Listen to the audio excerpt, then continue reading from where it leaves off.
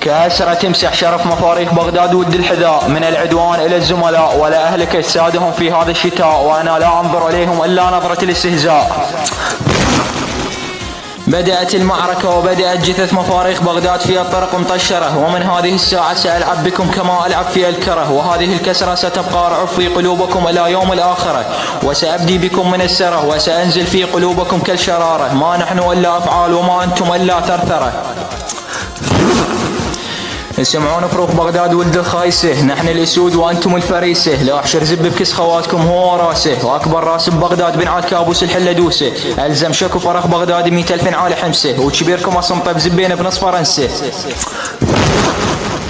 دابل بيسام طاية ماي خفيف على قدكم، من نياج خواتكم لا طش ابن الحلة، والعيون نياج أمهاتكم كابوس الحلة. بيسام طاية.